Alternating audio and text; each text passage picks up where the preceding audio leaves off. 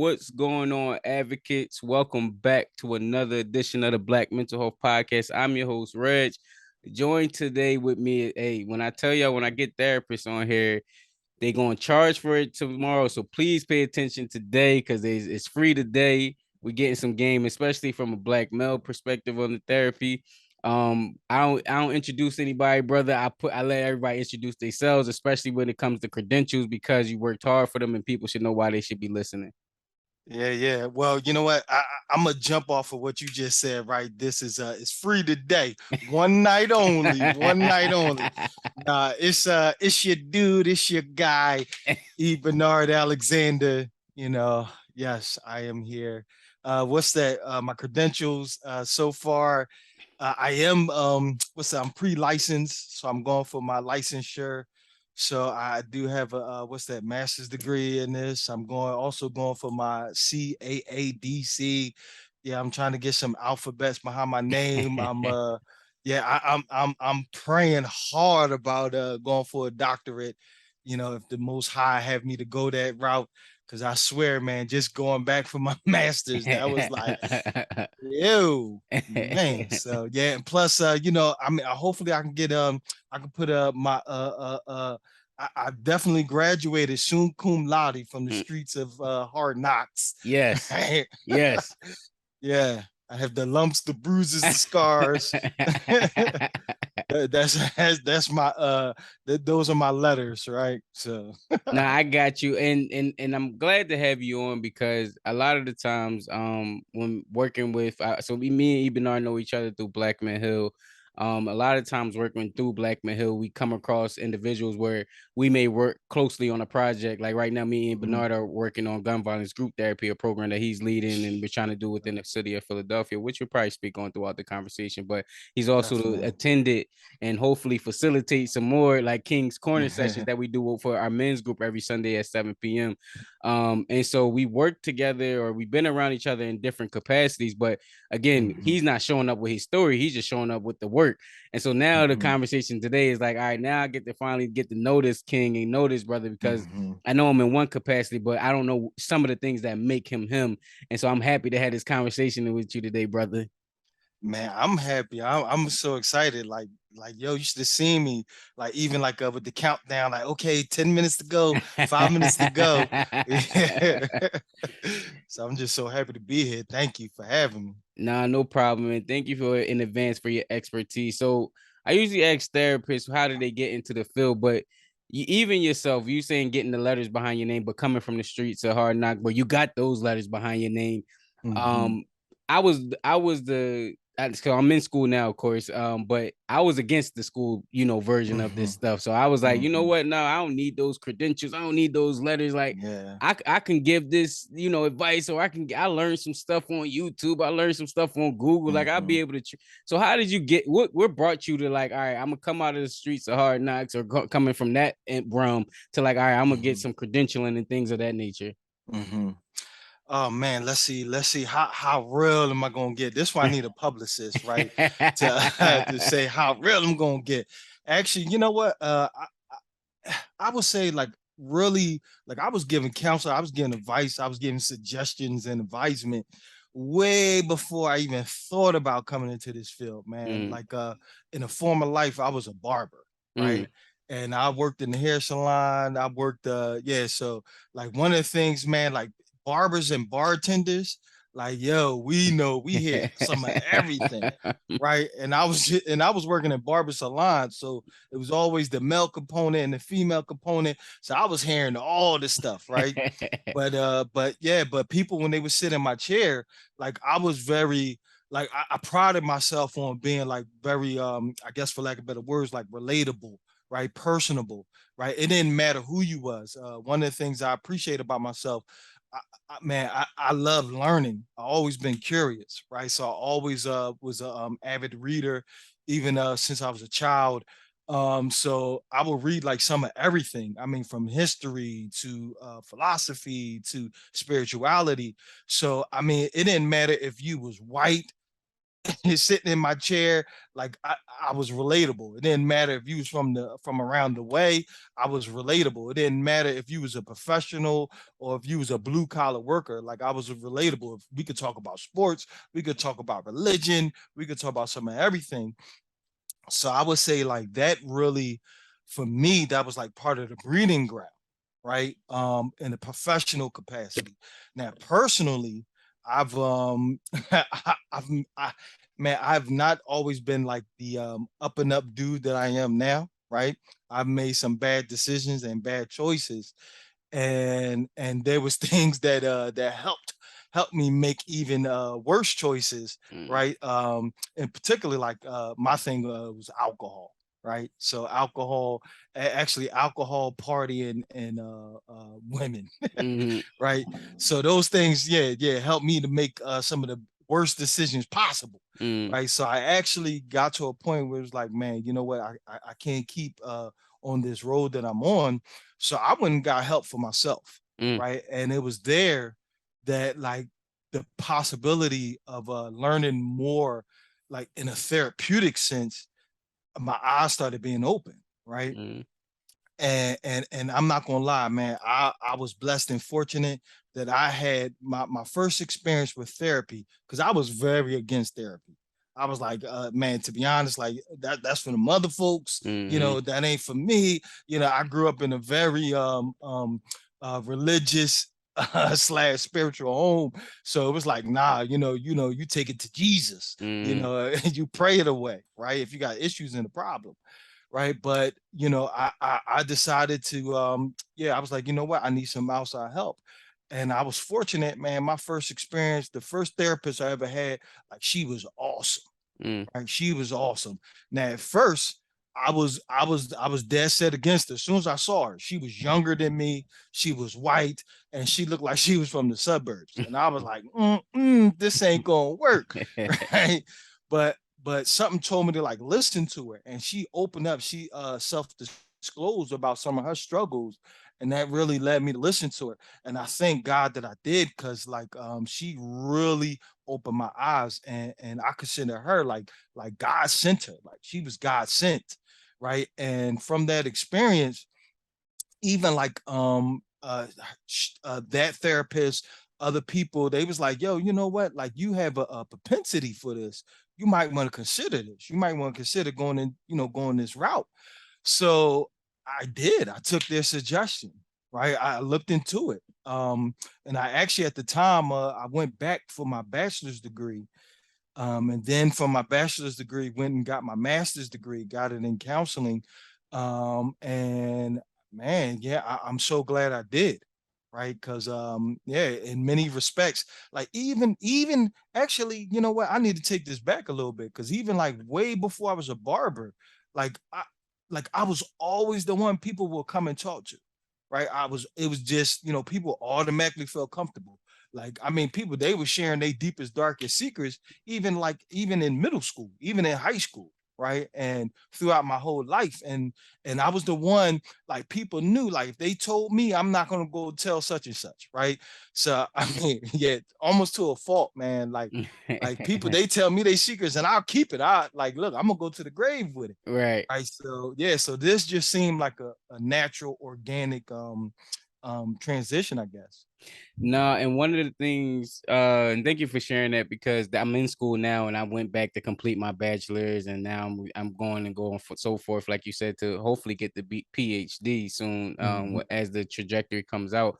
And to your point, like people were coming to me in certain things, and I was like, all right, let me start to take it serious and put a craft behind it and a career Mm-hmm. behind it, and start to like really focus on my life journey. But you said something earlier that I wanted to go back to, that you were an avid reader and learner, and Mm-hmm. just curious about the world. In the environments that we come from, I would say it's not Mm-hmm. as conducive for you to like be in that space. I know how we talk about how reading is important and things of that nature, but also you can't be on the block with your book out and think everybody's just gonna think that's okay, and it's just cool. Like that's not gonna happen. Mm-hmm. Mm-hmm. And it's sad because I think everybody has some version of that who was, because even myself, I always say I'm from the sidewalks. Like, I'm not from the Mm-hmm. streets. I wasn't in the streets. I knew what was going on in the streets, but I stayed on the sidewalks and stayed out of trouble. Mm-hmm. But you can still get hurt on the sidewalks, and I still got caught Yeah. up in certain things Yeah. without even intentionally doing that. And so, how are you able to navigate that part of because I think about those young kids and I just was watching a movie last night and they were talking about how it's hard to even like a chess players. It was something with I forgot his name. I'm gonna mess it up, but it's hard to do certain things like that in the certain communities that we come from. Mm-hmm. How were you able to navigate that? And what advice do you have a kid that's trying to navigate throughout that? Well, you know what, and let me say this, right, because I know, like, I know that I mentioned that, come from the school of hard knocks, and let me be very clear, right, and it's by the grace of the Most High, you know, yeah, I didn't go like criminality route, right, and it's, that's just my story. It was just, to be honest, the reason why I didn't per se, and I knew, like, it was crazy because all right, let me kind of go back a little bit, right? Both of my parents are pastors, right? So I think that helped in many ways. Also, I was scared of my pop and my mom, right? They both, like, they would double team me, right? if I did something like that. So also, man, you know what, I always had like this kind of, I always had the ability to, like, you know what, I'm gonna play this whole thing out, right? Like, yeah, I knew plenty of drug dealers. Like, I always was cool. I always knew the drug dealers. I knew the stick up kids and whatever, blah, blah, blah. And I kind of got a pass because, I mean, yeah, I kind of got a pass because I was like, you know what, I didn't try to, I guess, disrupt, for lack of better words. Like, I was just like, all right, I'm just going to be me to a degree. So I got a pass. Like, they really didn't bother me. Like, I didn't, yeah, I didn't do anything to, like, kind of, I didn't try to mess with nobody's girl. I didn't try to, you know, just hang around one particular person. Like, I roll with people from this block, from that block. I was just cool with everybody, right? So by the grace of the Most High, I got a pass. But you know what? Like I said, like, I kind of from an early age would play the tapes. It was like, all right, I could sell drugs.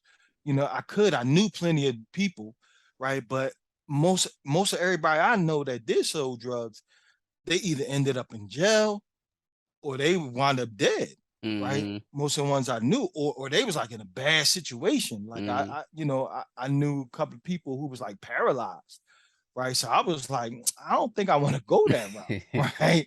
I don't want that to happen. And I'm gonna be honest, and this was just for me, and it's, I mean, it was just a decision that I made. Is I'm better than nobody, worse than nobody. Mm-hmm.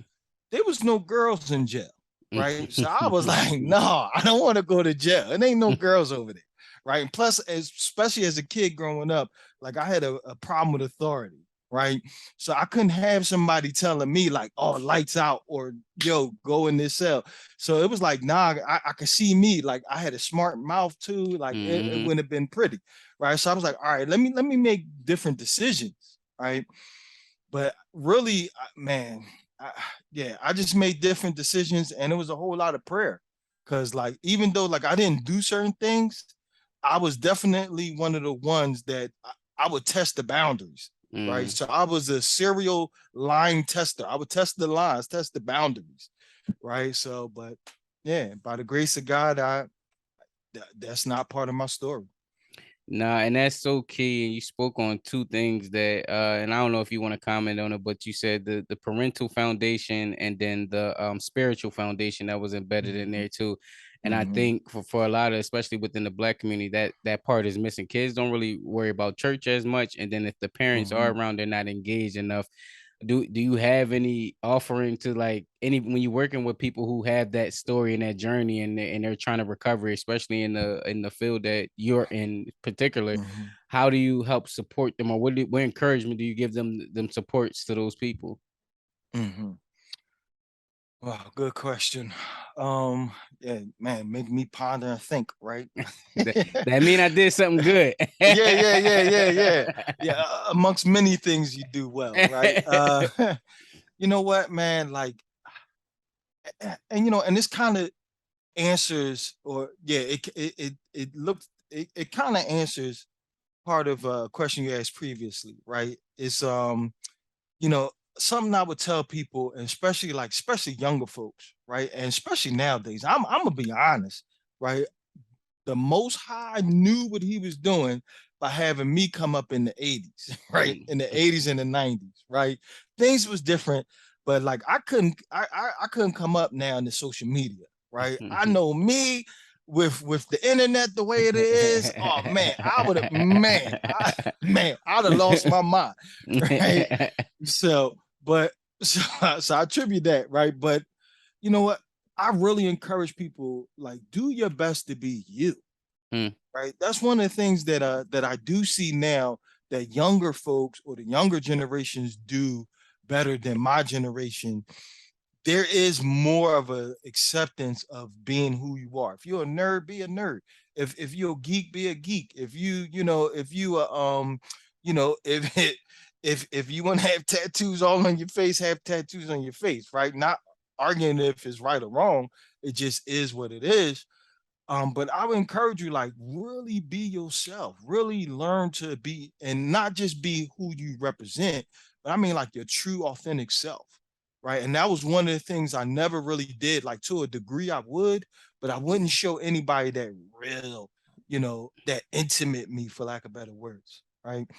Man, because like growing up in the 80s, the late 80s, early 90s, that was like, I mean, hip hop was like real, you know, many considered it the zenith, the height, you know, the golden era, right? So so I would hear and see a lot of stuff, but man, but secretly I'm listening to Lenny Kravitz. Like, I was a huge Lenny Kravitz fan, but I couldn't share that with nobody, right? I was man, there was an artist named Jamiroquai. Like, I used to love Jamiroquai. He had this like house music and all this and that, but I couldn't really share that with nobody. So I kind of kept that hidden. So I would say to, like, yo, like, be your true self. Like, if you're a nerd, like, in your heart of hearts, if you're a nerd, you're a geek, be that. Right. And also, one of the things that I was a spiritual person, even from a young age. Like, I would have questions, like I would have deep questions even at a young age. And they like, hold on, hold on, you too young to have these type of questions. mm, And I just had a understanding or desire to understand God on a whole different way, a whole different level. And even as I got older, and even when I strayed off and was about me, that still was a part of me. So there still was a part of me, like, I wouldn't allow myself to go but so far, mm, right? Because a part of me is like, just sensed there was a part of my core competence, like, yo, you know what? Like, there is a God. God is watching. Would he be pleased with this? Right. And again, not to say that I'm definitely not no squeaky clean dude. mm, But I definitely pushed the boundary. I definitely tiptoed to the line mm, numerous times, right? But I couldn't go but so far out, right? And I think, and I believe the Most High, he has me here. He has me on a mission. So it was like, all right, I'm gonna let you go out far enough, but you can't go but so far, mm. right? So yeah, so No, and to your point, and whatever you feel comfortable sharing, because I know you have a specialty in like drug and alcohol and addictions mhm, recovery, mhm. um, and then you spoke on your journey of getting into that. How was that your reason of specializing in drug and alcohol because of your journey and what you were going to, or how did that come about? Man, you know what? I guess, you know what? Yeah, a part of me did intentionally go into like drug and alcohol, because it's like, look, you know, I definitely want to help, help those that struggling with substance abuse, right? Or yeah, as well as mental health. So I think like that just seemed natural. Um, now now I look at it more so like training, like, because I firmly believe, man, if you work in drug and alcohol, if you provide counseling in the drug and alcohol field and realm, that is some of the best training because you're going to deal with everything. Well, You're going to type of deal with people. all type of stuff. Mm, You're going to deal with anxiety. You're going to deal with mental health diagnosis all along the spectrum. mm, You're going to deal with other compulsive disorders. You're going to deal with family systems. You're going to deal with like some of everything, right? Some of everything, and it's to the degree, it's to the degree that I'm like, you know what? If I can deal in this realm and have a level of success by the grace of the Most High, man, I can deal with like some of everything or mm, just about anything. Not mm, saying I'm an expert at everything, right? But I really feel as though like that gave like such a comprehensive, exhaustive training. I feel very much equipped, right? I just had potential clients that came to me about premarital counseling, right? And it was like, huh, this is such a, even the consideration was like a, for lack of better words, it was a breath of fresh air because it was like, you know what? Usually I'm seeing the worst of things, right? I'm seeing the tail end that to hey, to be on the front end of things, like mm. that was like, it was like, this is amazing, right? This is good. Mm, It's amazing as well to help somebody on the back end, but to help mm. somebody on the front end, to add to preventative measures. Like, yeah, that was just great. That was just great. So, but yeah, I hope I answered your No, question. you did, and actually, because of your field and because of what you can do and what you bring. Actually, two questions. It's a holistic question I'm gonna get to later, but you said something about growing up in the 80s and the 90s, which you're a perfect person to ask because of the field that you're in and the experience that you had. Mm-hmm. What's the difference that you notice as a therapist and a participant of that time frame between the crack epidemic and the opioid epidemic? Because one of them were dealt, from my perspective, dealt differently and treated differently Mm-hmm. than the other. But you were Mm-hmm. around during that time. I wasn't even thought of during the one, and then Mm-hmm. this one is looking like everybody is like, we need to do something about it. And then you can Mm-hmm. toss in something about Kensington too in there because you're from Philly. You seen that. Yeah. Your thoughts or your comments on that? Man, I mean, other than the obvious Mm, differences, right? Other than, the crack epidemic was about black and brown mm, versus the opioid crisis being more so about those that's from not so much black and brown, mm, right?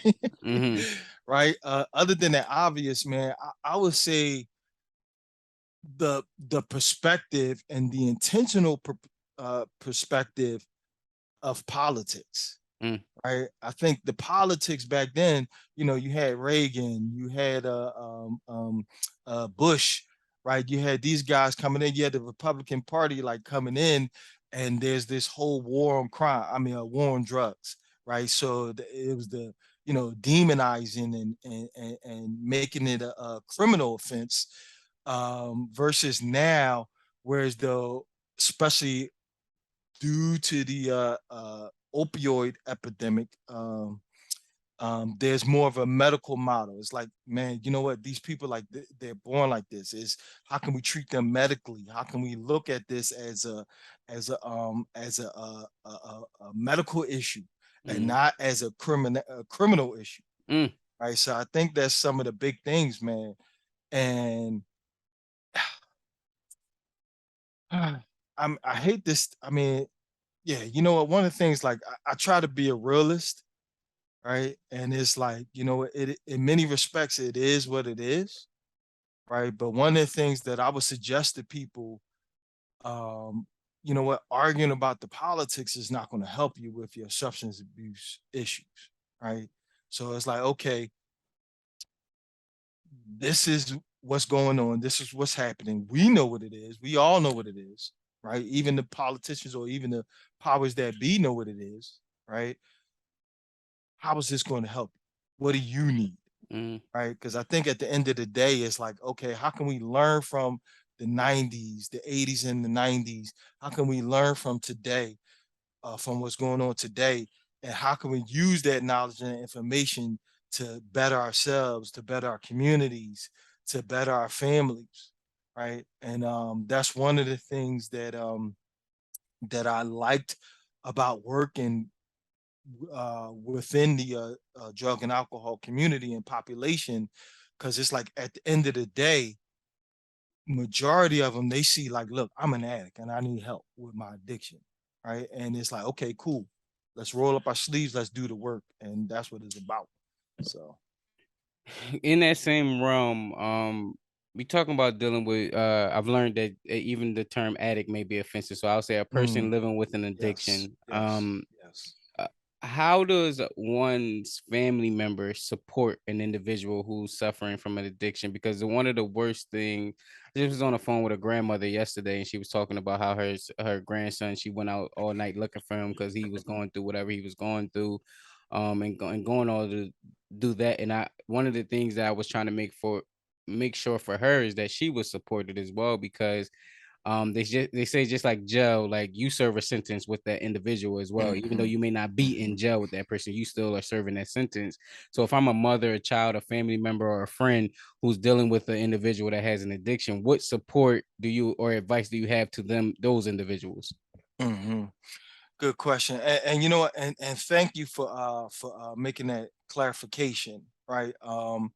I know with the work that I've done in the substance abuse community, there's a big thing with self identification. Right. So a lot of times when I say terms like addicts or addictions or certain things, please, please, please, it is not to offend anyone. Right. It's just based off of that experience, and yes, and making sure to keep person first, language a priority.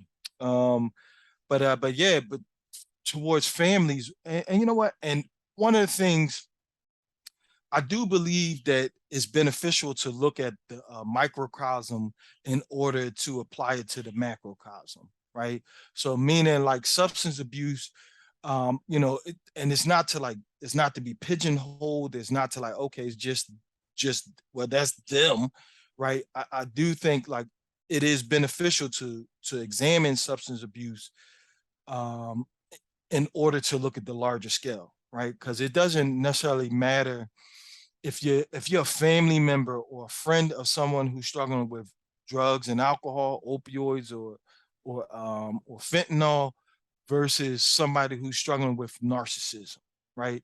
Because the whole family is involved, the whole community is involved. It's not just that person.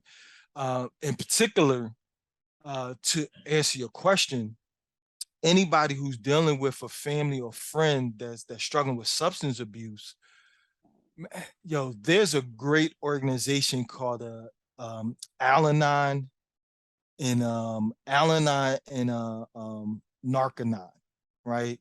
And these are they're similar, but they're like they're 12-step orientated support groups that deals with the family and friends of people that struggling with alcohol or struggling with narcotics, and those are great supports, right? Because a lot of times family members, the same, they get in isolation as well, Hmm. right? Be it if because they trying to enable, be it if it's out of embarrassment, be it if it's that especially within certain communities you don't air dirty laundry. So be it for whatever reason, there's this isolation, right? But there is help. There are those who understand what you're going through, and there are those who can help you as you're going through this process, right? So I suggest to families, I was definitely big on because I've worked in residential facilities, I worked in IOP, which is intensive outpatient, as well as OP, outpatient therapy, and I was big on bringing the family and friends, anybody that wanted to partake in the therapeutic process, right? Because that's that was awesome, and I would tell them get help for yourself as well. Go see a therapist as well, right? Or go to one of the groups that I mentioned, a support group as well, or lean on your trusted family and friends, or lean on your spiritual supports, right? Because any disease, whether we're talking about biomedical, whether you're talking about psychological, any disease, they thrive off of isolation, right? Mm, There's a saying within the 12 rooms or the 12-step programs that secrets keep you sick, right? So anything that's in isolation, like it, that disease feeds off of that, right? So I suggest, like, yo, bring it to the light, right? Bring it to the light, share it with others, with trusted family and friends, those that can help you. And if you by any chance run across an organization or a person that cannot help you, hey, say thank you for your time, lead them and go somewhere else, right? But mm. get that help and support too. Don't sit in silence. Don't suffer in silence. You don't have to. Man, and that actually goes right into the next question that I was going to ask. Holistic in the hood. And I don't know why that it comes up to mind, but I know you are big on holistic approach and integrative approach to like healing and things of that nature. So Mm-hmm. what I'm learning too, and I don't want to say this, but it's coming up for me right now. But healing is almost a luxury at some point, Mm, where you got to be in a financial position to do certain things. You got to have the mm, familiar, like the family support, spousal support at some point, and so with the holistic approach, I'm thinking about people who, excuse me, who are in the hood that a holistic approach is almost, I don't want to say impossible, but it's hard. And so mhm. for yourself now looking back and coming from certain environments, how would one go about a holistic approach to healing in a community that it doesn't, thrive off of that? It's not conducive of it. Mm. Well, you know what? First, man, like, man, that was that like hit me, like that like hit me in the heart. What you just said, like healing is a luxury, and if that's the case, then it's like, yo, then how can we how can we make that affordable for everybody, Hmm. for all? And that's why, like, I appreciate you. I appreciate this platform, and I thank God that I have a heart and desire, because it's like, yo, in many cases, look, I've worked with, by the grace of the Most High, I've worked with people that are of a higher social economical position, as well as those that was in lower social economical position. And the one thing I would say, that for everybody, there is a choice, right? Now, it's not to say that some may be able to make a choice easier than others. I'm not saying that, right? What I am saying is, like, yo, there's an opportunity for choice for everybody, right? And it's like, at the end of the day, and I'm saying this from personal experience as well as professional experience. At the end of the day, it's like, yo, how bad do you want this? How bad do I want this? And I know for me personally, like, I just spoke here in Philadelphia at this organization, Nicetown CDC, right? And I just had the opportunity to speak with, like, young adults, and this was something that came up, like, one, a couple of guys, they was like, man, look, I'm from the hood. Now maybe if I had, like, if I was born with this amount or at this level, then I could. And I said, yo, that is nonsense, right? And nonsense in the sense of not to minimize your experience, not to disclaim what you feel. I'm saying, like, yo, we get to the point, like, yo, so what? So what if I come from the hood? So what if nobody is with me? So what if if I don't have this money? So what? Like, yo, getting to the point, like, yo, this is, like, I want this. I need this. If this is a luxury that's only for those at a certain level, then how can I knock them down? How can I knock this down and bring it down to my level? Or how can I get up and go to that level? Right? Because the biggest thing that I will say that I see, the biggest, man, the biggest disheartening thing that I see with working with people is unfortunate. Mm. It's not even about like whether it's a luxury or whether you have a certain economical status. I say that it's unfortunate that like when I see somebody with so much talent, so gifted, so blessed, that it's unfortunate that some of us don't see that. Mm, It's unfortunate that some of us don't see that. You know what? The same mentality that I used in other areas, like I'm gonna go get it, I'm gonna hustle, grind, I'm gonna come from the muscle, I'm gonna come from the gristle. That I don't see myself with that same value. That I'm that much more valuable, mm, right? I'm more valuable than any car. I'm more valuable than any amount of money, right? I'm more valuable than all of that. And I know for me, that I had to get to that point within myself that like, first of all, so what? I don't care. I don't care all these strikes. I don't care these obstacles. I don't care how I look. I don't care. I don't care no more.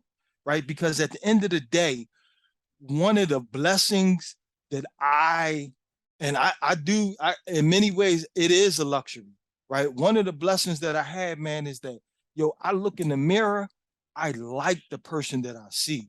I love the person that I see. And please don't get me wrong.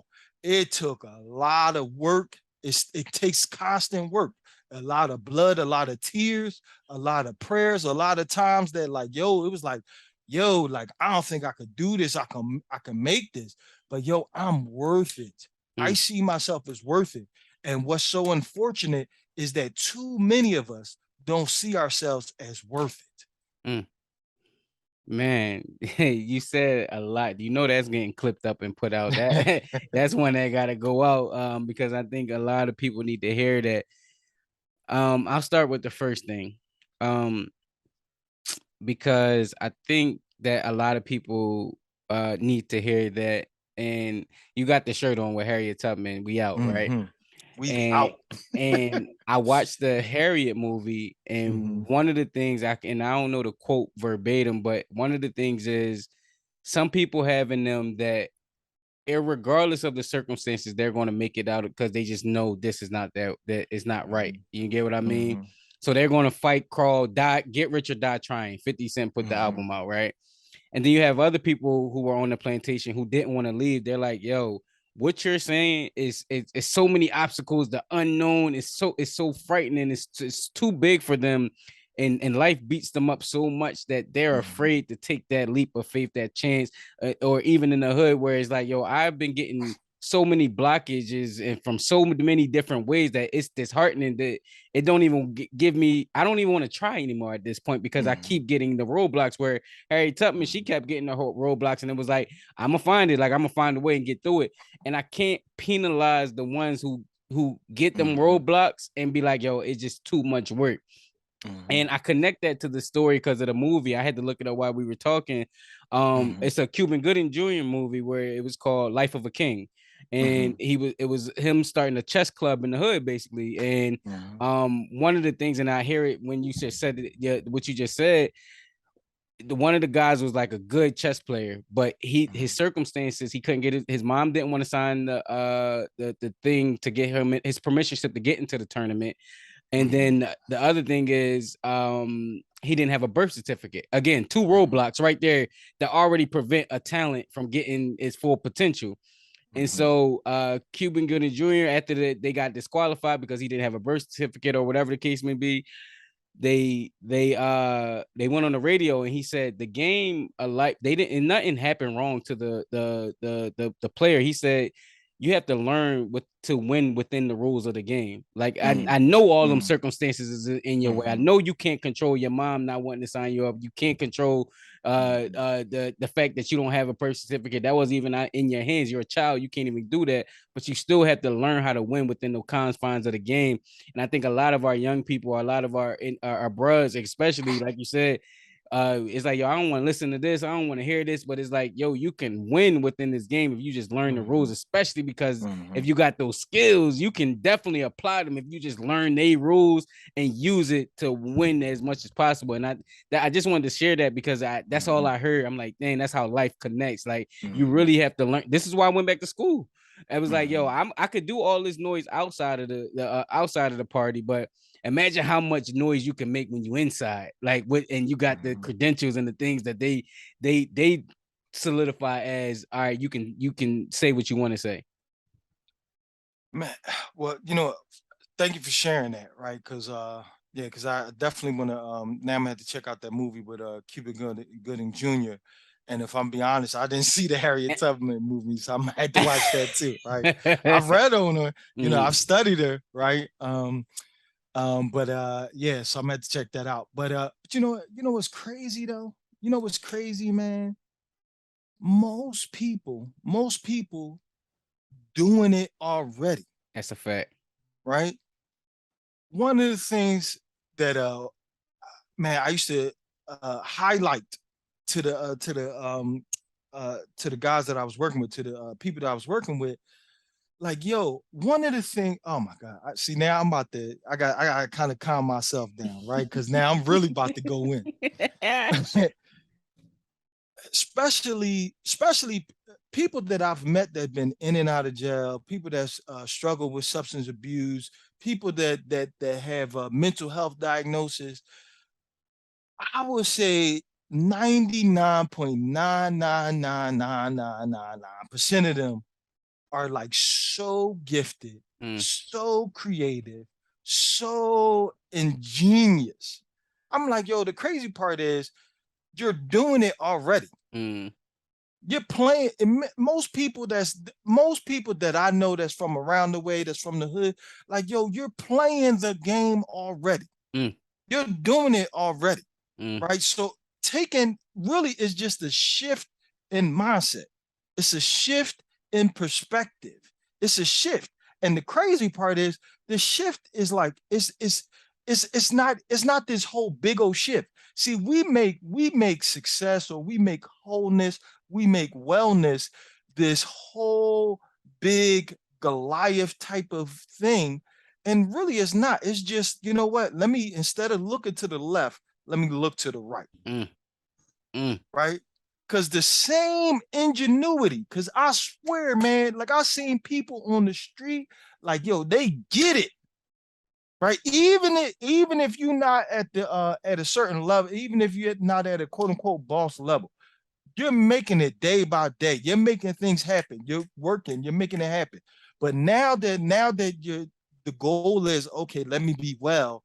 Now it's like, oh, I don't know what to do. What are you talking? You already know what to do. The same things that you was doing on the street, now do that for yourself. Now do that for living. Instead of like, yo, that same ingenuity. Cause like, yo, one of the things, and I almost hate to bring up COVID, right? I almost hate to bring up COVID and the 3 years of lockdown, whatever. One of the things, the hood kept going. Yeah, it The didn't stop. hood kept moving. It did not stop. Yeah. Right. And I think in many ways, I see that in like, that's such a beautiful thing, right? Because it's like, look, no matter what, we're gonna keep going. Okay, so instead of applying that energy to something negative, apply it to something positive. No matter what, we're gonna keep going. I'm gonna make this the same way. Like, yo, if you out on the street, man, you learn the rules of the game. Even if you didn't know the rules, you're gonna learn, right? You're gonna learn. So you'll learn it. It's the same thing. Like, okay, I may not know the rules of the game, but I'm gonna learn this. I'm gonna learn health. I'm gonna learn wellness. I'm gonna learn how to, you know what, man. When I was cutting hair, the best advice I got was from a drug dealer. Right? He said, "B, look at your haircuts as your product. That's your product. If you give the best cuts, if you give the sharpest cuts, if you nice with yours, and you got that customer service, or you're gonna keep having customers, right? They're gonna keep coming back." So I use that same philosophy now with therapy.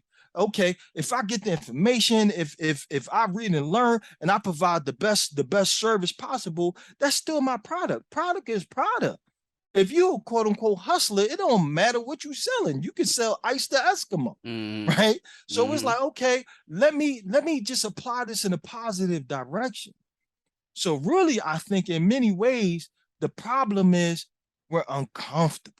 We're embarrassed, right? We feel some type of way about not knowing the language. Mm.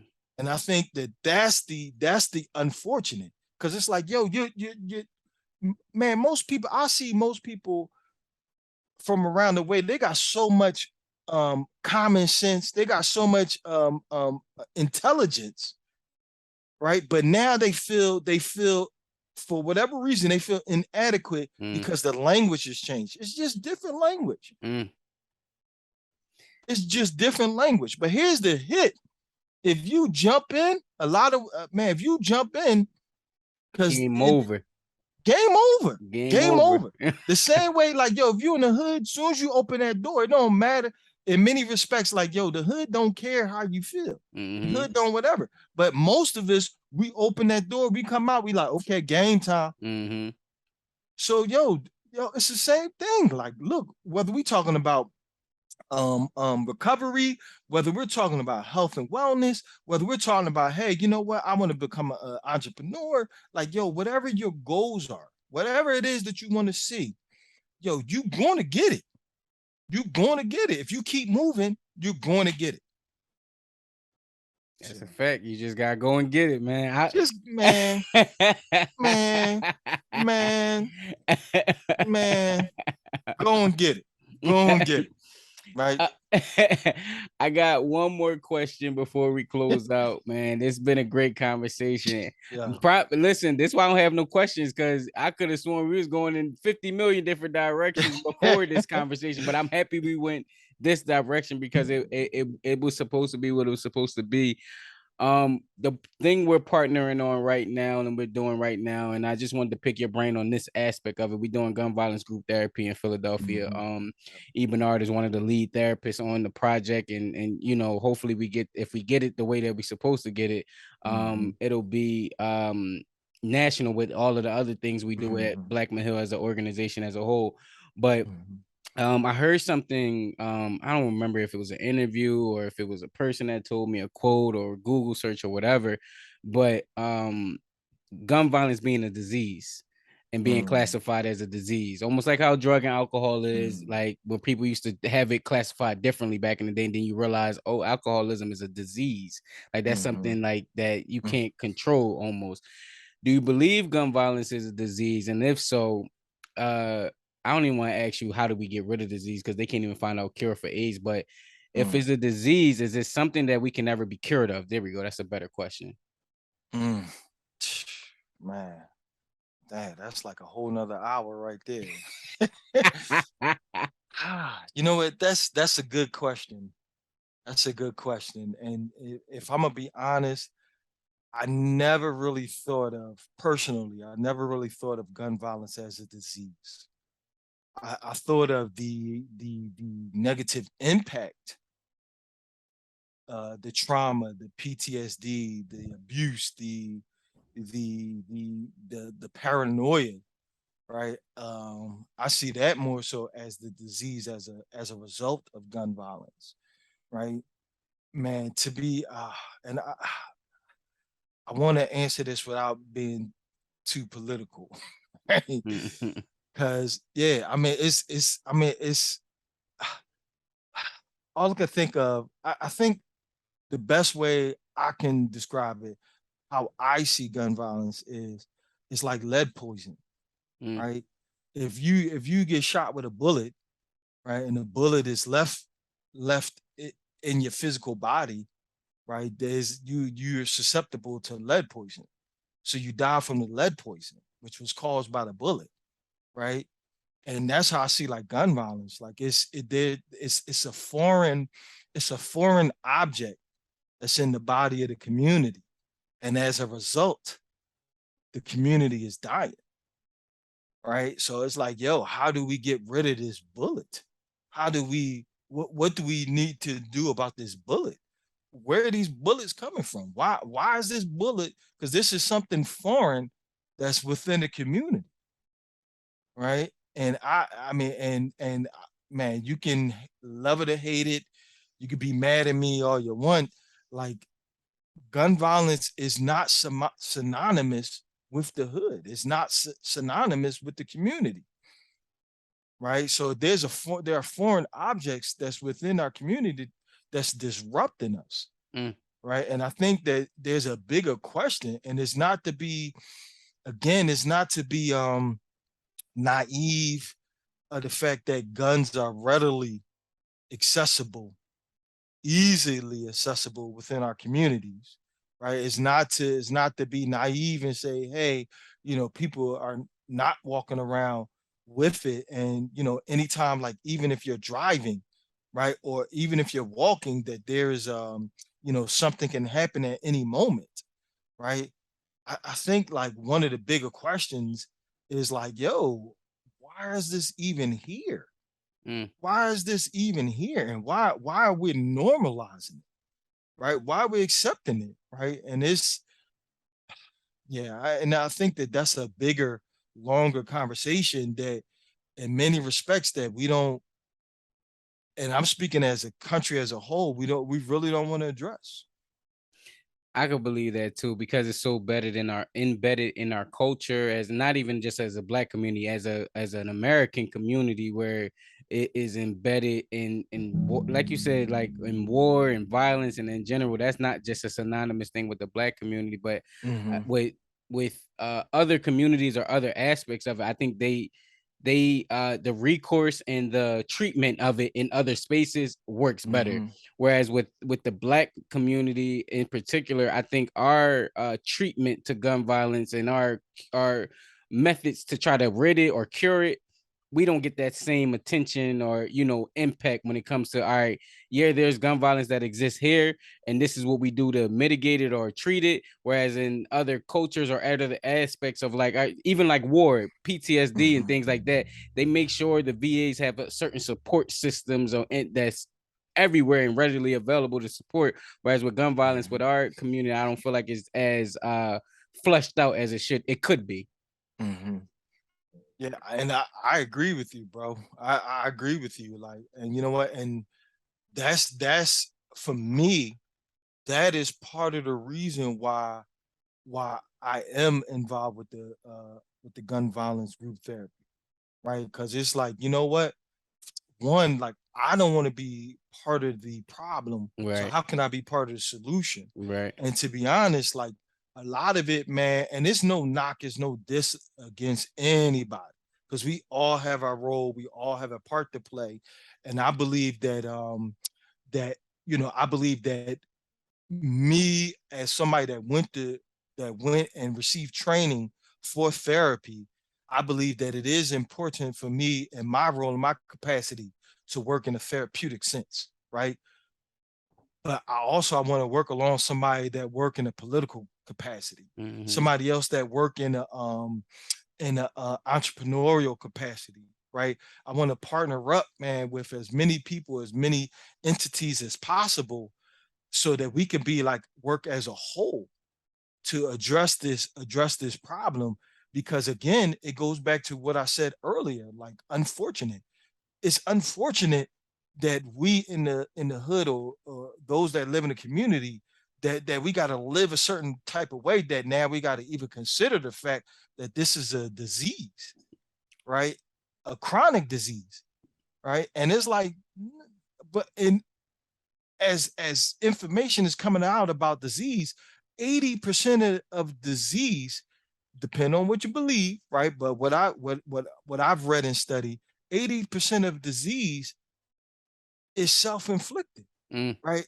80% of disease is curable, right? So there's lifestyle changes that need to be made. So it's like, okay, how can we make these lifestyle changes? And it's not me, like, man, just to kind of use it as a metaphor, in my own physical health, my biomedical issues, it was like, okay, there were certain diagnoses that came up, right? Out of the study that I read, it was like, okay, if I change my diet, if I exercise, if I make these lifestyle changes, if I change my quality of life, then I improve my odds. So I'm saying, okay, let's translate that. Let's do that towards gun violence. Okay, if for the sake of argument, if gun violence is a disease and we treat it as disease, then let's treat it as disease. What lifestyle changes can we make, right? What spiritual changes can we make? How can we improve the quality of life? How can I, as someone who's trained in therapy, how can I address like people's mental health and emotional needs, right? How can we partner up with physicians and doctors? How can we address like biomedical needs? How can we, okay, all right, if this is a disease, how can we address this as a disease on all levels, um, with so many different partnerships that like, you know what? Let's holistically treat this because we don't have to live like this. And that's what's unfortunate. Mm. Man, that was my last question. Do you have any final thoughts you want to leave the people with? Man, yeah, you know what? First of all, I just want to thank you, brother. Like, I appreciate you. Like, I appreciate Black Men Hill, right? I appreciate that space. I want to tell any and everybody across the country, check out King's Corner, check out blackmen.org. Please support, please sign up. If you are directly, well, actually, we're all affected with gun violence. So please go to Black Men Hill. Yo, sign up, people, sign up, family, friends, families. I don't care who you are, right? Please sign up for with the gun violence because we don't have to. We don't have to live like this, right?